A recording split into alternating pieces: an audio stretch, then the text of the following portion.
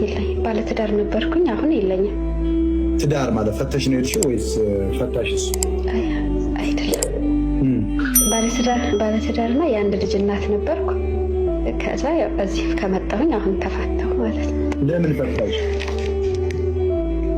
አንዳንድ ጊዜ ያው ነገሮች አለመገጣጠም ቢሆኑና ርቀት ይመስለኛል ባልሳሳት።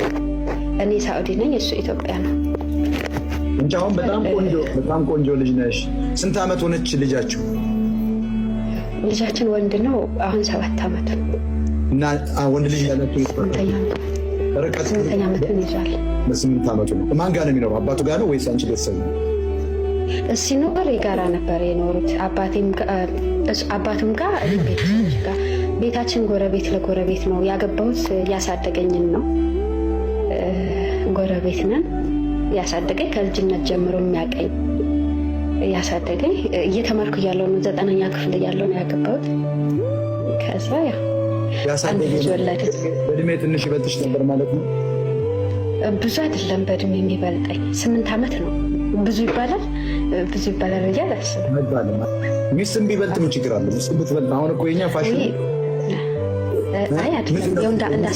እንዳስተዳደጋችን ነው። አስተዳደጋችን የወንድ ልጅ ከፍ ሲል የሚባሉ አባባሎች አሉ። አሁን እሱ አግብቷል? አይ አላገባም። ውሽም አለው? አላውቅም። አቷሽ ላሳርቃችሁ። አላውቅም። ውሽም አለው ሰምተሽ?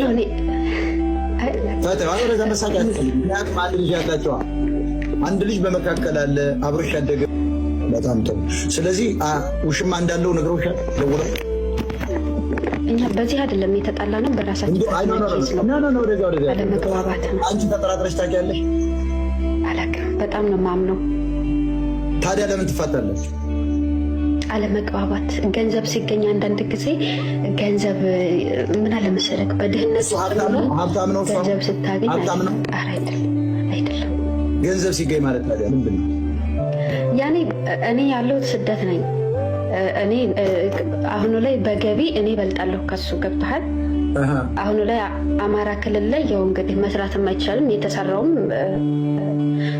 በሰዓቱ የሚሰበሰብበት ወቅት አይደለም። ሸዋንን አጣዬን ካወቅኩ እንግዲህ አጣዬ ብዙ ጊዜ ተደጋጋሚ ክስተት የሚከሰትበት ቦታ ነው። የእኛም ማጀቴ ደግሞ እንደዛው አንድ ጋ ነው። አጣዬ ሲፈጠር ማጀቴም አብሮ ነው ነገሮች የሚፈጠሩት። እና ያው በነገሮች አለመግባባት የተሰደድኩትም ህይወትን ኑሮን ለማሸነፍ ነው። 6 ዓመት አብረን ኖረናል። ልክ 7ኛ ዓመታችን ወደፊት ሆኖ ነው ወደዚህ ልጄ 2 ዓመት ከ3 ወር እያለ ነው ስደት የመጣሁት። ከዛ ያው ለቤተሰቦች ቀን ቤተሰቦች ጋር ይውላል፣ ለሊት አባቱ ጋር ነበር የሚያደርገው ልጃችን። በኢኮኖሚ ከበለጥሽው እኔ ግራ ገባኝ።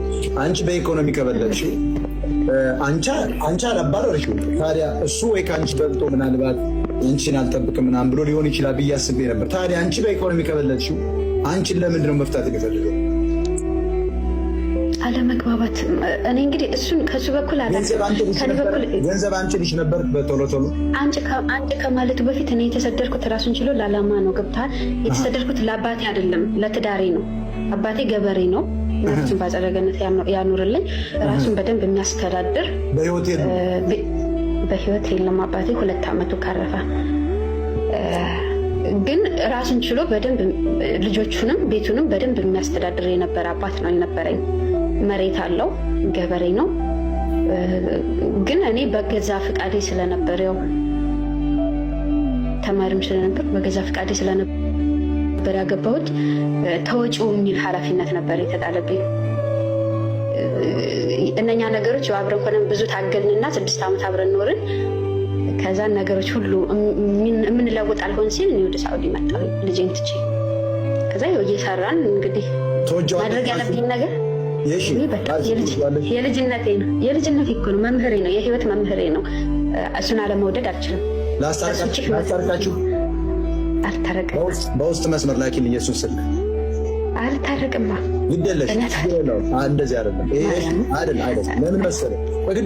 ምን አለ መሰለህ? እኔ ደግሞ አዳምጪኝ። እኔ ስሚ ደግሞ እኛ ከአንቺ በልጠን ወይም ከአንቺ ችግሩን አውቄያለሁ፣ እንደምትወጂ አውቄያለሁ ከአይንሽ ሁሉ። ትልቁ ደግሞ የ7 ዓመት 8 ዓመት ልጅ አላችሁ። ሁለተኛ በልጅ ያገባሽ ባልሽ። ስለዚህ ስደት ብዙ ነገር ያደርጋል። እውነት ነው፣ መራራቅ ይኖራል። የኢኮኖሚ ችግር ነው፣ ሁሉንም እያሰድ ነው። ስለዚህ እኔ አሁን የምነግርሽ ሌላ ባል እንኳ ብታገቢ ለገንዘብሽ ብሎ ነው የሚያገባሽ። ይሄን ማወቅ አለብሽ። ይሄን ባል ግን ብትታረቂው ለገንዘብሽ ብሎ አይደለም የሚመልስሽ። ለምን?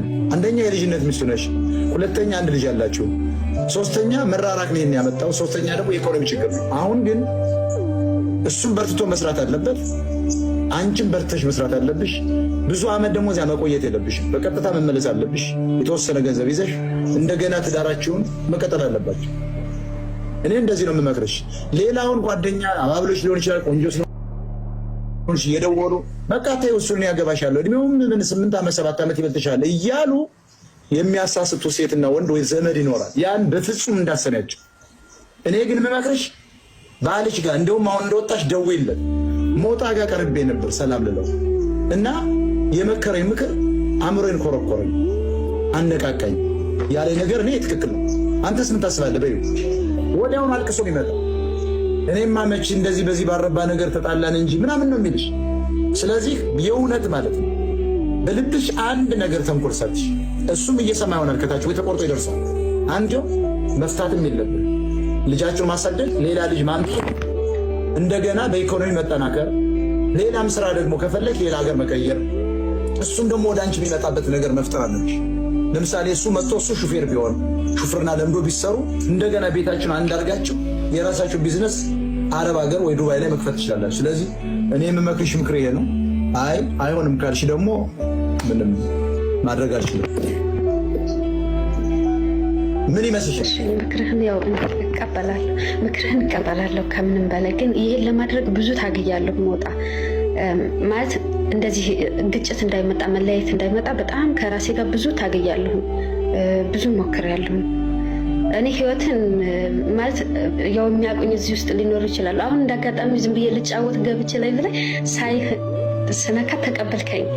ለዛ ነው እንጂ እንዲህ ብዙ ታዋቂ አይደለም። ቤቱን ደግሞ ግን ለምንድን ነው ፎሎ ያደረግሽ? አንቺ እድለኛ ነሽ። ፎሎ ያላረገ ሰው በመጀመሪያ ገብቶ ሲያወራ የኛን ሚዲያውን ሰው 3000 5000 ሰው አለ፣ ግን ሚዲያውን ፎሎ አያደርግም። ሌላ ምንድን ነው ማስተላለፍ የምትፈልጊው ቁም ነገር? እሺ በረየ ከፈትኩ ላውራ ከይቅርታ ጋር እሺ እኔ ማስተላለፍ የምፈልገው ነገር አንደኛ ምን አለ መሰልክ፣ በጣም ተቃቅረህ ከልብህ ተቃቃርና አለመጣጣም ይመጣል። ትበይ መፍታህ ኦኬ ይቅርታ ብያለሁ። ይገን ድሬሎ ሼር አርጉ፣ አጣባሩ ሼር አርጉ። ሰላም ብያለሁ ሁላችሁንም። هنا عند الباب እኛ የመጀመሪያው እኔ ጸቡ የጀመረው አሁን አይደለም። ግጭት ውስጥ የገባ ነው ዛሬ አይደለም። ከመጀመሪያው ገና እሱ ነይ ነው የሚለው። ገና እኔ እዚህ በነበርኩበት ጊዜ ነይ ባለው ነገር እንኑር ነይ ነው። እኔ ደግሞ ስንኖር እዛ ያሳለፍኳቸው በጣም ብዙ ውጣ ውረዶች አሉ። ገብቷል። ፍቅር ካለ ገንዘብ ብቻውን ዋጋ ያስከፍላል፣ በጣም ከሚባለው በላይ። እኔ ራሴን ከማፈቅራት በላይ ራሴን ከምወደው በላይ እኔ ባለቤቴን በጣም አከብረዋለሁ፣ እወደዋለሁ። የህይወቴ መምህር ነው። ብዙ ውጣ ውረድን ያሳየኝ፣ የኔን አስቸጋሪ ጸባይም ሊኖረኝ ይችላል፣ ጥሩ ጸባይ ችሎኝ የኖረ ባለቤቴ ነው። የልጅነቴ ነው። ህይወትን ከሱ ውጭ አላውቃትም። እስከዚህም አሁን እስካለሁበት እድሜም ድረስ ከሱ ውጭ ህይወትን አልኖርኩበትም፣ አላውቀውም። እሱም እንደዛው ነው የሚለኝ። ነገር ግን አንዳንድ ጊዜ የምትኖረው አንተ እኮ ህይወትህን አሸንፈህ የሆነ ደረጃ ላይ ለመድረስ ነው አይደል? እንደሚወጣ ሁልጊዜ ያለህበት ቦታ ላይ ያለህበት እድሜ ላይ ትቀመጣለህ? አትቀመጥም። እኔ አሁን ዛሬ የዚህ 28 እድሜ ላይ እንደሆንኩኝ እንኳን አልኖርም። ነገ 40 50 ደርሳለሁ። ስለዚህ የሰው ልጅ ህይወትን ሲኖር ስንጋባ ቤት ኪራይ ውስጥ ነበርን፣ ምንም ነገር የለንም ነበረ። ግን ቀስ እያልን ሄድን፣ ልጅ ወለድን፣ እያደገ ነው እና ትላንት ነበርንበት ህይወት ላይ መቀመጥ የለብንም። አግዘኝ ማጀቴ ግዴታ መኖር ከሌለብህም ሌላ ቦታ እንድትሄድ ላድርግ። እዚህ እንዲመጣ ፈለግኩኝ፣ ሳኡዲ እንዲመጣ መኖሪያ ላውጣለህ ናቶሎ። እኔ ህገ ወጥ ነኝ። እኔ የመጣሁት በባህር ነው። እኔ የመጣሁት በባህር ነው። በጣም ብዙ ፈተና ነው። 2 ወር ተጉዤ ነው የገባሁት ሳውዲ ምድር ላይ ታምሜ። ምክንያቱም ማጠበው ልጄ ነው ትቼ የመጣሁት። 2 ዓመት ከ3 ወሩ ነበር ልጄ። እኔም ገና 20ዎች ውስጥ እየገባሁ ነበር በዛ ጊዜ። ስለዚህ ያ ልጅ ነው ትቼ የመጣሁት። የልጅ ናፍቆት አለ፣ የቤተሰብ ናፍቆት አለ፣ ብዙ ነገር ውጣ ውረዶች አሉ። ግን እነዛን ሁሉ ችዬ የተሰደድኩት ለአባቴ አይደለም ለባለቤቴ ነው። እኔ በአንድ ነገር አምናለሁ። እኔ ከምስቅ እኔ ከማምር በላይ እሱ አምሮ እሱ በቃ የሆነ ደረጃ ደርሶ ማየትን ነበር የምመኘው። በቃ ፍቅር ይሄንን ነው። ከአንተ በኩል ብቻ መስጠትክን ነው የሚመለከተው። ግን ያ ልፋቴ ያልሆናልና በቃ ሁሉ ነገር እንዳልሆነ ቆጠረና ከሱ በኩል ነገሮችን ሁሉ አዞራቸው። አሁንም ስለሱ ክፉ ምንም ነገር ልል አልችልም። ግን በባዶ ነው የቀረሁት። እኔ 5 ዓመት የሰራሁበትን ነገር ሁሉ ሰጥቼዋለሁ። ገንዘቤን ሰጥቼዋለሁ፣ ሁሉ ነገሬን ሰጥቼዋለሁ። ከዛ የልጄ 7 ዓመት ነሐሴ 10 ነበረና ለ7 ዓመቱ ለልደቱ እደርስልሃለሁ ብዬ ቃል ገባሁለት ለልጄ። ከዛ እቃ ለቤት ውስጥ የሚያስፈልጉ እቃ ምናምን ካርጎ አደረግኩኝ ላኩኝና ነሐሴ ላይ ልገባ ፕሮሰስ ጀመርኩኝ። ከዛ ፕሮሰስ ጀምሬ ልገባ ስነሳ ቤቱን ፊኒሽንግ ጨርሶ ነበር። ቀለም ኮርኒስ ምናምን በጅብሰም ነው የሰራው፣ በጣም የሚያምር ቤት። ከዛ በኋላ ፊኒሽንግ ጨረሰና አንድ ጥያቄ ጠየቅኩት። በህይወቴ እኔ ጠይቄው አላውቅም። ገንዘብ የምትሰራው የት ነው የምታመሸው ምናምን በቃ አላውቅም። እኔም ህይወትን ሀብዬ የጀመርኩት ከሱ ጋር ነው። ማምላክ በምታውቀው አሁንም ከሱ ውጭ ህይወትን አላውቃትም። ወንድንም አላውቅም። እቅፍንም ቁጣንም መኖርንም የማውቀው እሱም ብቻ ነው ከአስራዎቹ ጀምሬ። ስለዚህ እሱን የማላምንበት ምንም አይነት መንገድ የለኝም። በጣም ነው የምወደው። እናትና አባቴን እንኳን የእሱን ያክል አላምናቸውም። ማለት በጣም ነው የማምነው። ራሴን የማምናትን ያክል ይሄ ምንም ደብቀው አላውቅም። ምንም በቃ አሁንም እንደዚህ ተጣልተን እንኳን እኔ ሞቼ እሱ ይኑር የሚል ስሜት ነው ያለኝ። ገብቶሃል? ፍቅር ራስ ወዳድነት እንድትሆን አያደርግህም። ለዛ ሰው ደስታ መኖርን ብቻ ነው የሚፈልገው። እና ባጃጅ የገዛሁለት በመጣው በአመት ከምናምን አካባቢ ነው። የመጣሁበትን ዕዳ ሳልከፍል ነው ባጃጅ የገዛሁለት እና በቃ አሁን በባጃጅ እየሰራ ቤቱን ፊኒሽንግ እሰራልሻለሁ አለኝ ማለት ነው። ከዛ አንቺ ለእጅሽ ምግይዙን ይዘሽ ትመጭና ሱቅ ከፍተሽ ትኖሪያለሽ አለኝ። እሺ አልኩት። ከዛ ባጃጅ ያዘ። ጦርነትም ስለሆነ ብዙ መስራት አልቻለም መሰለኝ። ግን ከሱ ጋር ባጃጅ ይገዙ፣ ቤታቸውን ማኔጅ እያደረጉ ቤታቸውን እያስተዳደሩ ነው። ገብተሃል? ከዛ አልጠይቀውም ምን ሰራ፣ በባጃጅ ምን ገቢ ያገኘ ምናምን አይደለም። ብቻ ከጦርነት መትረፉን ነው የምጠይቀው። እንዴት ናችሁ ዛሬ፣ ደህና ናችሁ ወይ፣ ተረፋችሁ ወይ? ይሄን ብቻ ነው ሁሌ የምጠይቀውና ግን ልገባ ክረምት ላይ ልገባ ስል እቃ ካርጎ አድርጌያለሁ ብያለሁ። የሴቶች እቃ ይሁን የወንድም እቃ ምናምን በቃ ካርጎ አድርጌያለሁ እዛ አስገባ ኢትዮጵያ እንዳይቸግረኝ ብዬ ለሱም የሚገባ ሰው ሳገኝ እንኳ ከዚህ ከሳውዲ ወደ ኢትዮጵያ የሚገባ ሳገኝ ለሱ ሽቶ እንዳይቀር፣ ሰዓቱ እንዳይቀር፣ ስልክ እንዳይቀር በቃ እሱ አእምሮ እንዳየው ነው የምፈልገው። አሁንም ማምላክ ካለች እሱ ደምቆ ደስታን ይስጠው። እኔ ደግሞ ሁልጊዜ ወደ ታች ልኑር። በቃ እኔ ልኑር፣ ግን ከሱ ጋር መታረቅ አልፈልግም። እውነት የምነግርህ አባቴን በጣም ነው የምወደው አይደል? አባቴ ቢመለስ ከሱ ጋር መታረቅ አልችልም። ይቺ የቆመችውን የሺ ያየሃት ዛሬ በመድኃኒዓለም ቸርነት ነው። እና የምንጠየቅኩት እስኪ ከቻልክ አልኩት ወይ ሶፋ ወይ ፍሪጅ ወይ አልጋ አንድ ነገር ግዛልኝ። ይችን ነው እንግዲህ ይሄ ነው የጸባችን ትልቁ ዋጋ የሆነው። ልክ ክረምት ላይ ልገባ እቃውን ሁሉንም ካርጎ አድርጌ ጠየቅኩት። እጄ ላይ ባዶ ነኝ። አሁን እቃ ስትልክ ብዙ ብር ይፈጃል። ምንም የላከው እቃ ብዙ ባይሆንም የ4 ወር የ5 ወር ደሞዝ የሚያዘብኝ እቃ። ከዛ በኋላ እኔ እጄ ላይ አሁን ብር የለኝም። ነይ ነው የምትለው። ስለዚህ እኔ ልመጣ፣ ቤት አለን፣ አንተ ለእጅ የምትሰራበት ባጃጅ አለ፣ መሬት አለ፣ ከዛ ላይ ቀለብ ታመጣለህ። እኔ በቃ የምፈልገው ይሄ ሴት መሆን ማለት ወንድ ስለሆንኩ ምናልባት አይገባህም። እኔ አሁን ከአሁን በኋላ ይሄን እድሜን መሆን የምፈልገው የቤት እመቤት፣ ሴት የሆነች ሴት፣ ባሏ ልጆቿን ማኔጅ አድርጋ የምትኖር ሴት፣ ለባሏ ዘውድ መሆን የምችል ሴት ነው መሆን የምፈልገው። እስከዛሬ በጣም ብዙ ውጣ ውረዶችን ስላለብኝ አሁን ላይ እንደዛ አይነት ሴት ነበር መሆን የምመኝበት ጊዜ ነበር ይሄ።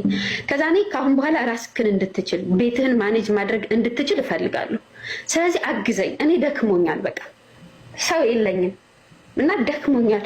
አባቴን በጣም ነበር የምወደው። የሚያውቁኝ ሰዎችም ይኖራሉ እዚህ ማጀቴ ልጆች አባቴን ከኔ በላይ ወደዋለሁ፣ አከብረዋለሁ። እና የአባቴ መሞት ቅስሜን ሰብሮት አልፏል። በቃ እንዳልነሳ አድርጎኝ አልፏል የአባቴ ሞት።